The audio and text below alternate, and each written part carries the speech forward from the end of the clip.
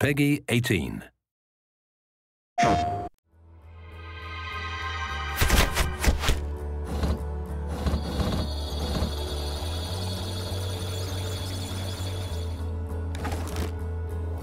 We wanted to have a big world for Watch Dogs, and it is. I mean, you can drive a very fast vehicle and cross the city, and we wanted to keep all the details and all the density of the city as you crossed it, and at 200 miles an hour. But more importantly, we wanted to have a deep city. We wanted depth. We wanted a lot of density.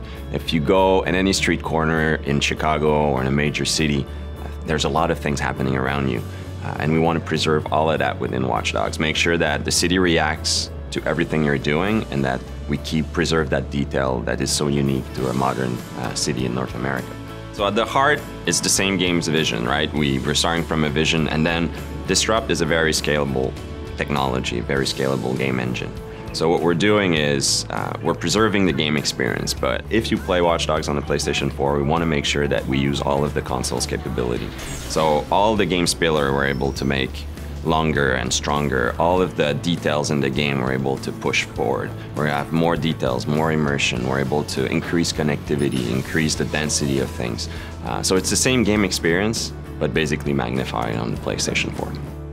It's not just the capacity of new machinery, it's also the capacity of players to create, to interact, to socialize. So when we started to talk about Watch Dogs to Sony, they got it immediately. It is the players and their behavior that will actually bring what next gen actually means.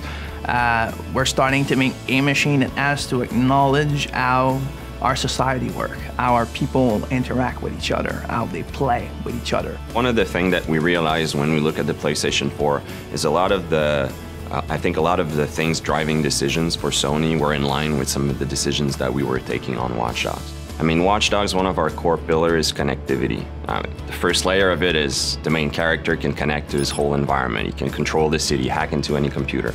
But the game itself, we're applying it to the game. So the game is connected in many ways. So we want the player to be able to connect to Watch Dogs even through his mobile, be able to play directly with people who are on their console, who are on their PlayStation 4, even if he's on the bus.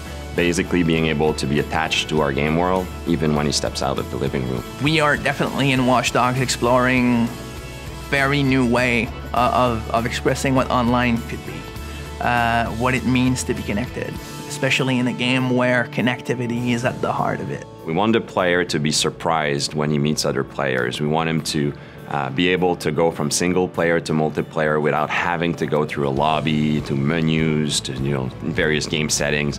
We wanted things to be natural and want him to go to breach the wall between single player and multiplayer if you want. I like to say that the best moments in Watch Dogs, the player is going to create them, and those are the moments we want him to go, when he goes to the office or at school the day afterwards. We want him to, talk about it with his friends, right? Well, now if we're able to share a clip of that, it's even more concrete. It's your clip. You created that wow moment, and you can share a video of it. I feel like games are there to enable people to create, to think, to wonder. It's a lot more than just pressing buttons. Like, people need to never forget that when the player plays a game, his brain is extremely active, and he should be creating and filling the gaps as he plays. And I think that new machines like the PS4, their job is always to recognize that and give more power for a reason, like just provide more possibilities so that we can constantly grow that form of entertainment and make it better.